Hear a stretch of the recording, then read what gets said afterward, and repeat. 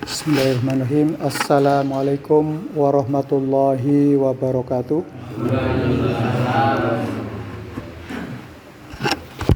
Alhamdulillah wabihi nasta'inu ala umuri dunya waddin. Wassalatu wassalamu ala asrofil anbiya'i wal mursalin wa ala alihi wa ashabihi amjad. Qala Allahu ta'ala bil Qur'anil Karim. A'udzu billahi minasy syaithanir rajim. Bismillahirrahmanirrahim. Wal 'asri innal insana lafi khusrin illa alladziina amanu wa 'amilus sholihati wa tawashaw bil haqqi wa tawashaw bis sabr. Al-ayah.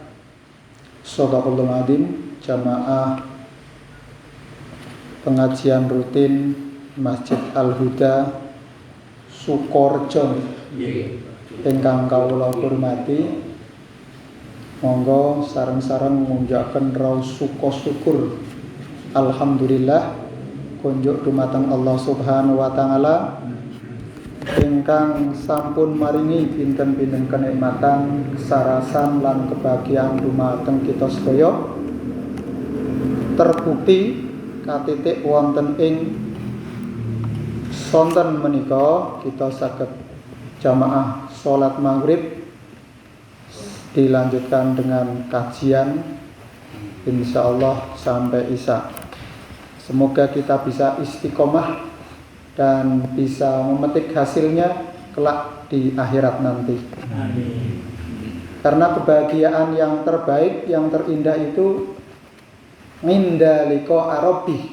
Bagi orang-orang yang beriman itu kebahagiaan yang tertinggi itu jika ketemu dengan Sang Pencipta.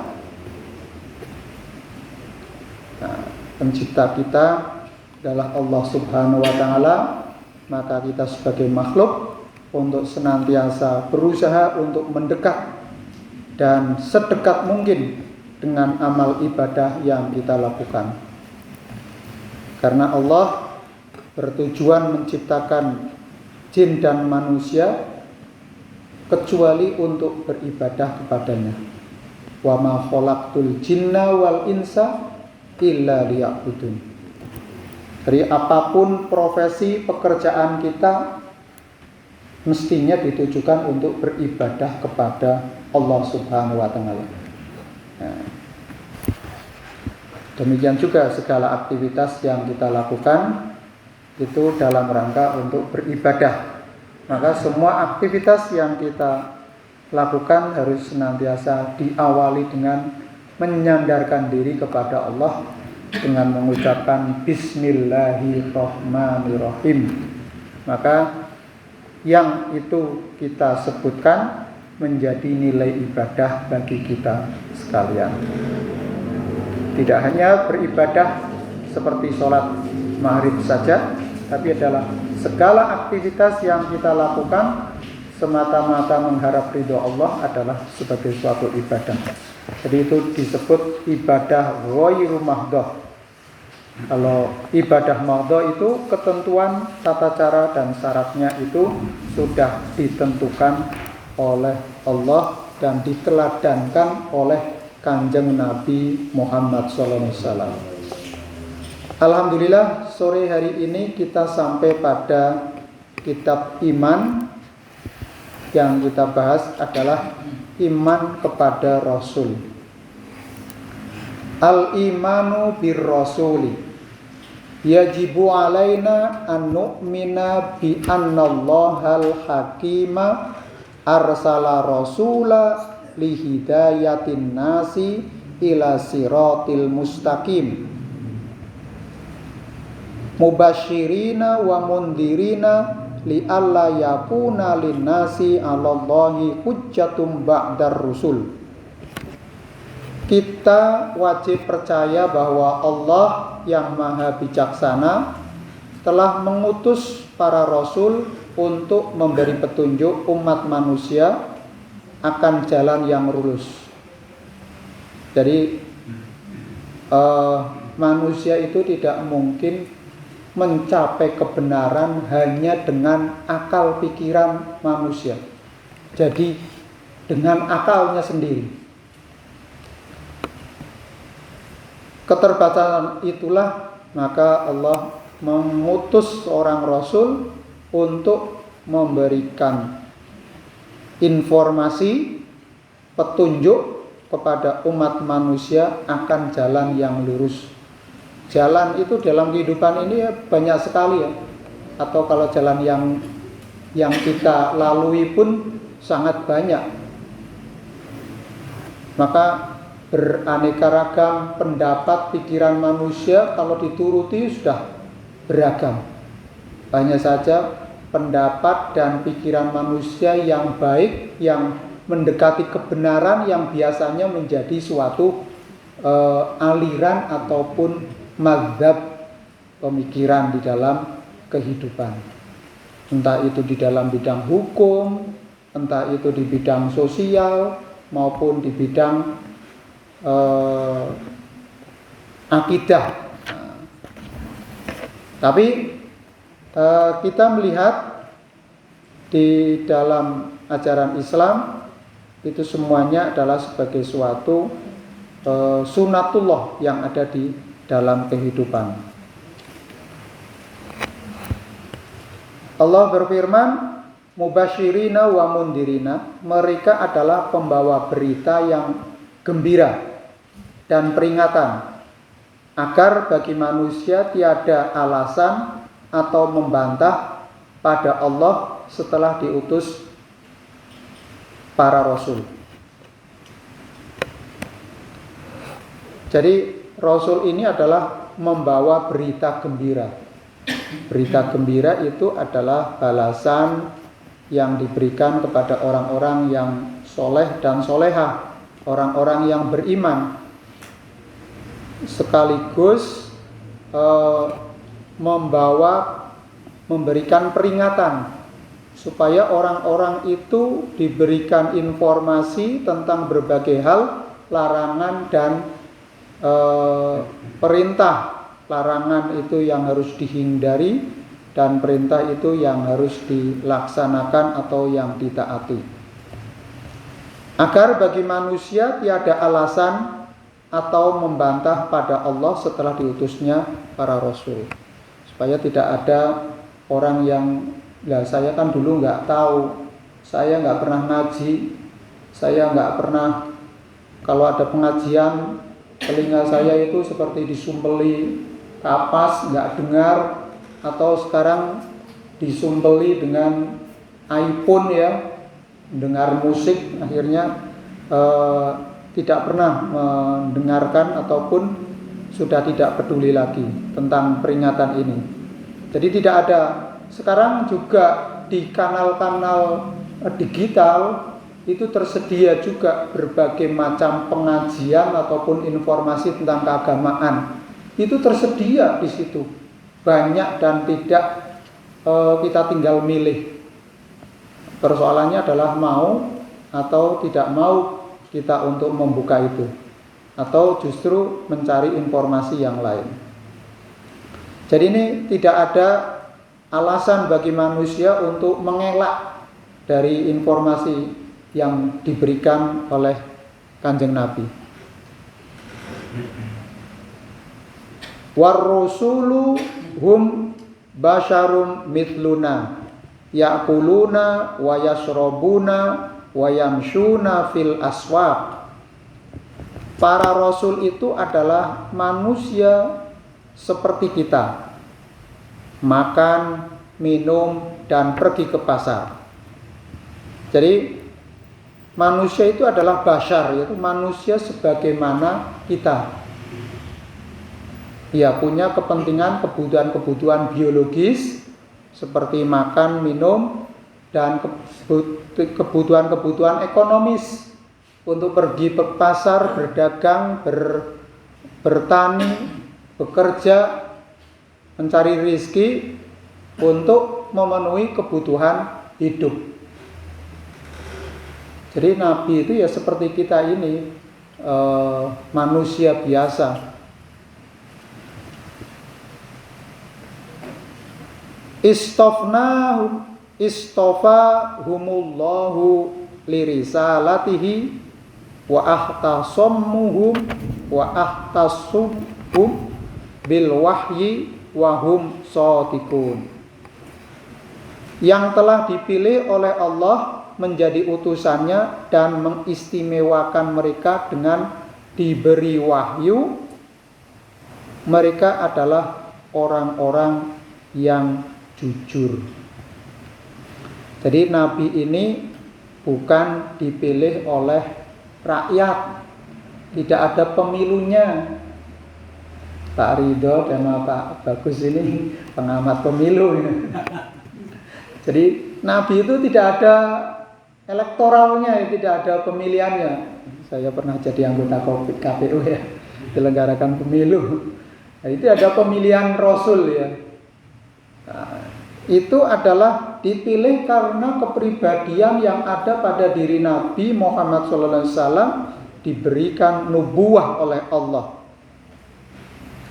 Jadi utusannya dan mengistimewakan mereka dengan diberi wahyu. Jadi bedanya kalau kita itu cuma dapat wangsit ya, mungkin dapat mimpi atau dapat apa ya, ilham. Tapi kalau Nabi mendapatkan nubuwah, mendapatkan wahyu yang itu melalui proses yang luar biasa. Kalau diceritakan dalam satu riwayat, untuk menerima wahyu itu Nabi perjuangannya sangat berat. Harus bertahanus di Gua Hira, menyendiri di Gua Hira. Kemudian datang suara yang sangat keras, kemerincing. Ya, kadang berbagai bentuk ataupun wujud, di mana malaikat Jibril membawa wahyu kepada Nabi, menyampaikannya kepada Nabi, bahkan mengajarkannya sampai di ayat yang pertama ataupun ayat yang pertama dari Al-Quran yang turun itu, Nabi sangat luar biasa dalam perjuangan menerima wahyu itu.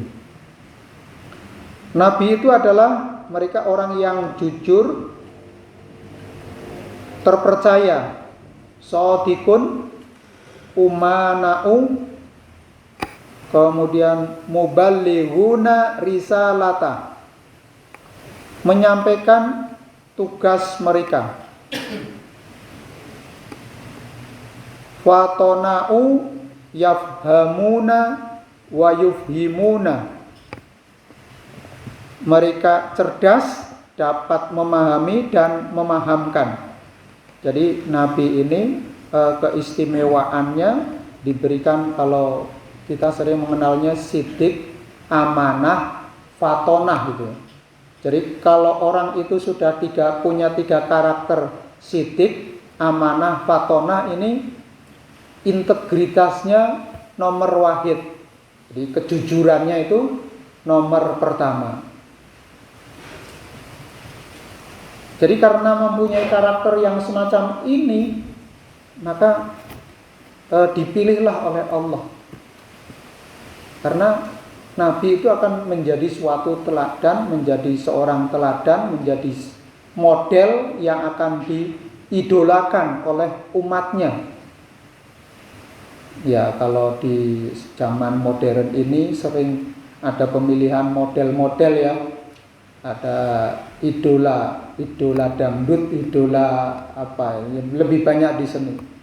Tapi kalau model sebagai utusan, sebagai seorang contoh teladan dalam kehidupan, yaitu yang mempunyai karakter sidik, jujur, amanah, dan fatonah, mempunyai kecerdasan yang orang di atas rata-rata. Sehingga meskipun Nabi itu orang yang umi, tidak pandai dalam membaca dan menulis, tetapi wahyu yang pertama ini terkait dengan saintifik, di mana peradaban itu dibangun dari membaca dan membaca. Maka peradaban Iqra ini sampai berkembang menjadi kita semuanya dapat teknologi yang mempermudah kita semuanya ini. Jadi karakter yang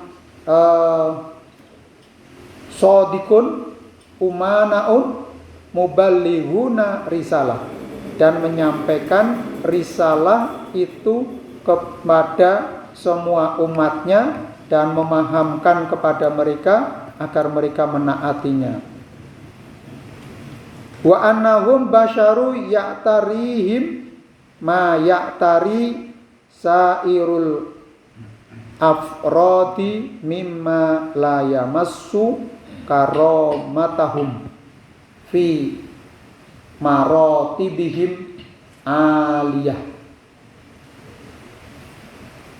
Mereka adalah manusia yang mengalami yang biasa dialami oleh orang lain selagi tak mengurangi kehormatan mereka dalam martabat mereka yang luhur. Jadi Nabi, Rasul itu orang yang mempunyai keistimewaan, mempunyai karakter-karakter yang terpercaya, kemudian bisa menyampaikan amanah dengan baik. Mereka cerdas, dapat memahami dan memahamkan.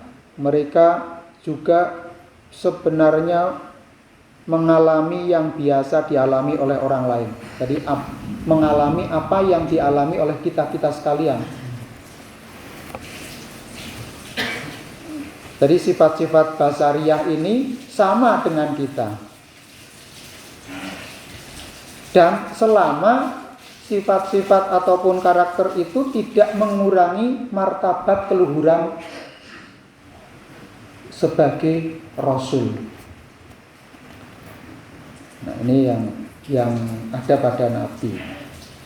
Wa minar rusuli alladzina waradat asma'uhum fil Qur'ani hum Adam, Idris, Nuh, Hud, Saleh, Ibrahim, Ismail, Ishak, Yakub, Yusuf, Lut, Ayub, Su'aib, Musa, Harun, Zulkifli, Dawud, Sulaiman, Ilyas, Al-Yasa'u, Yunus, Zakaria, Yahya, Isa, Muhammad alaihimus sholatu wassalam.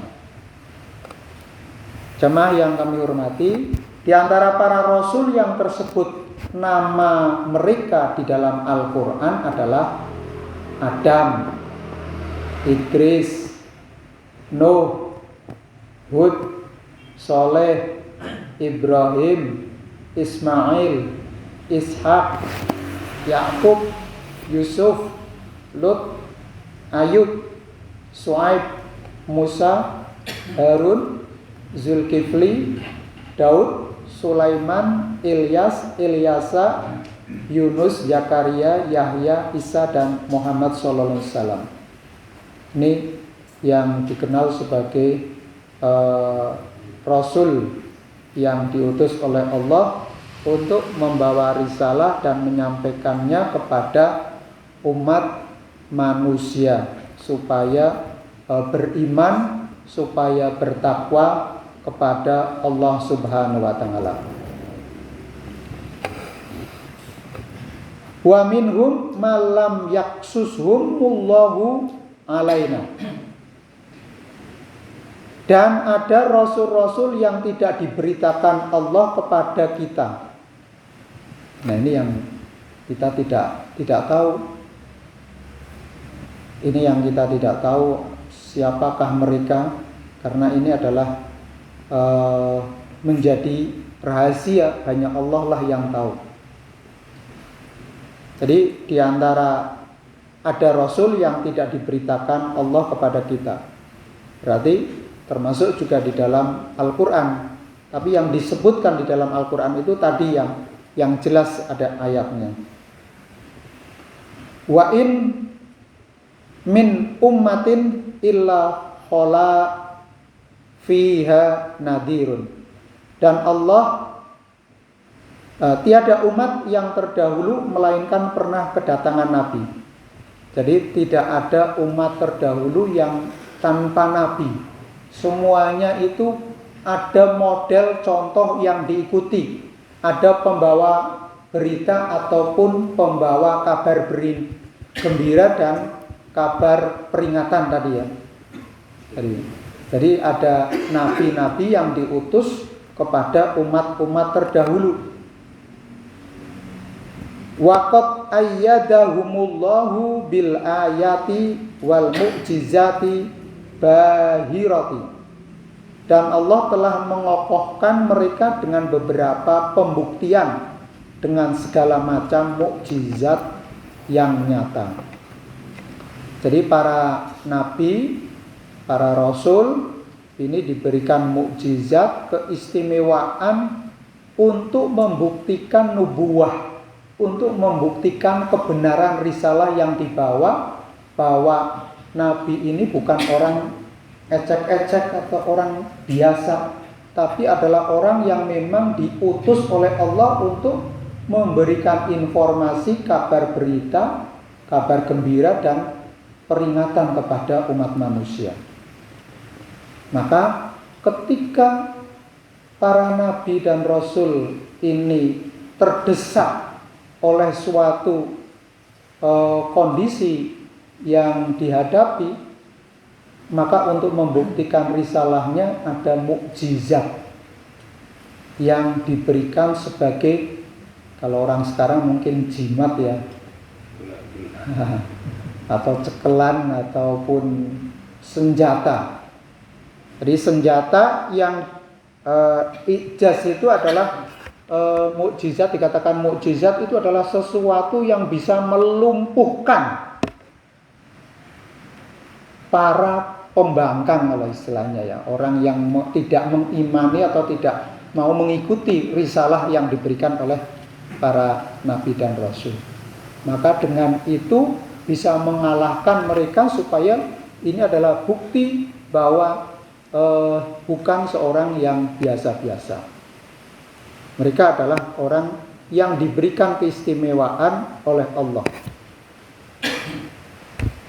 Ya, sekalipun orangnya adalah biasa kal bashar, tetapi diberikan wahyu dan diberikan mukjizat. Ini yang membedakan. Tanbiyah.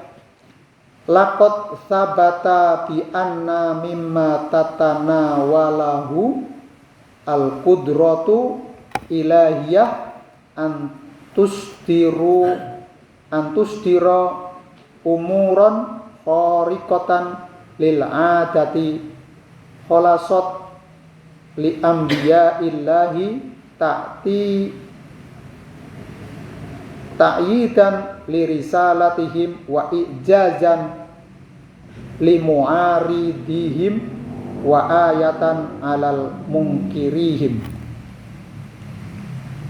Sebagai perhatian adalah suatu kebenaran bahwa kekuasaan Allah dapat mengadakan hal-hal yang menyimpang dari hukum kebiasaan yang pernah berlaku bagi para nabi untuk menguatkan penugasan dan menundukkan lawan-lawan mereka dan tanda-tanda kebenaran mereka terhadap mereka yang mengingkari. Misalnya apa yang tersebut di dalam Al-Quran, api yang tak membakar Nabi Ibrahim. Ini contohnya Nabi Ibrahim. Mithla ma warada fil Quran min adami ikhraqi an-nar li Ibrahim. Wal inqilabil asa subana li Musa. Tongkat Nabi Musa yang berubah menjadi ular. Wa ihya'il mauta li Isa. Nabi Isa menghidupkan kembali orang mati. Wa inzalil Qur'ani li Muhammad. Dan diturunkannya Al-Qur'an kepada Nabi Muhammad. Wa ghairi dzalika mimma warada fi mawadi'a muta'addidatin wa kullu ma warada min dzalika fa huwa haqqun yujibu imanu bihi. Dan lain-lain sebagainya yang tersebut di dalam beberapa ayat Al-Quran, dan semua itu adalah wajib diimani. wajib diimankan. Jadi para nabi diberikan mukjizat sebagai bukti penugasan kepada mereka untuk menyampaikan kepada para umatnya. Jadi mereka para nabi diberikan keistimewaan yaitu mukjizat. Nah, mukjizatnya Nabi Muhammad itu bukan sesuatu barang yang mempunyai kekuatan atau seperti Musa tongkat bisa menjadi ular, tapi diwahyukannya Al-Quran sebagai mukjizat. Maka sampai sekarang ini kalau kita lihat di perpustakaan Islam, karya-karya tulisan-tulisan untuk mengkaji Al-Quran itu sampai ribuan jutaan jilid. Maka pernah ketika perang salib ya, itu terjadi, karya-karya umat Islam terdahulu, para intelektual dan ulama itu dimusnahkan, dibuang ke laut sampai tintanya laut itu menjadi hitam. Jadi air lautnya menjadi hitam karena tinta yang digunakan. Maka di dalam salah satu ayat disebut laukanal bahru midada kalimatillah lanafidal bahru qabla an tanfada kalimatillah. Jadi kalaulah semua pohon, pena dan pohon, semua benda yang bisa ini, katakanlah ini bisa menjadi pena itu untuk menulis kalam Allah, kemudian semua benda cair atau air laut dijadikan tinta untuk menuliskan ilmu Allah, itu belum kemput ya istilahnya, belum cukup, tidak cukup, masih banyak ilmu Allah yang berceceran. Makanya namanya ilmu pengetahuan nanti akan terus berkembang. Nah, jadi mukjizat ini adalah menyalahi sunatullah. Ya, jadi bertentangan dengan sunatullah. Seperti tadi, mestinya orang dibakar itu adalah kosong, habis itu ya. Dilalap jago api, jago apa? Jago merah. Tapi Nabi Ibrahim tetap tidak terbakar, sehingga ini kadang tidak bisa dinalar. Tapi kalau dengan nalar yang tinggi, saya kira juga bisa ketemu. Nah, ini hubungannya adalah kekuasaan Allah, diberikan keistimewaan memang untuk membuktikan kebenaran yang nubuwah yang diberikan. Jamaah yang berbahagia, ini kita terkait dengan iman kepada para nabi, para rasul yang diutus oleh Allah. Maka kalau saat ini kita berarti itibak kepada Kanjeng Nabi. Maka Muhammad Rasulullah, Rasul utusan Allah. Laqad kana lakum fi Rasulillahi uswatun hasanah. Pada diri Kanjeng Nabi itu ada uswah hasanah, ada teladan yang agung. Nah, maka kita saat ini adalah kalau ingin selamat, ya itibak mengikuti sunnah Rasul. Apakah kita akan bisa mencapai dengan sempurna? Ya kita ikhtiar semampu kita masing-masing. Paling tidak kita mengikuti ibadah-ibadah sunnah itu adalah sebagai salah satu bentuk itibak. Senantiasa kita memperbarui, senantiasa memperbaiki kadar dan menyempurnakan keimanan kita kepada Allah. Ini kita sampai di iman kepada para rasul, masih ada waktu beberapa menit. Apabila ada pertanyaan, kami persilahkan kepada jamaah. Kalau bisa dijawab saat ini, kita jawab bareng-bareng. Kalau tidak, insya Allah pada episode berikutnya. Monggo saya serahkan kepada para jamaah apabila ada pendangon ataupun pertanyaan apa saja tentang keagamaan ataupun terkait dengan masalah-masalah ibadah dan agama yang kita jalani. Matur nuwun. Sementara kita akhiri. Wassalamualaikum warahmatullahi wabarakatuh.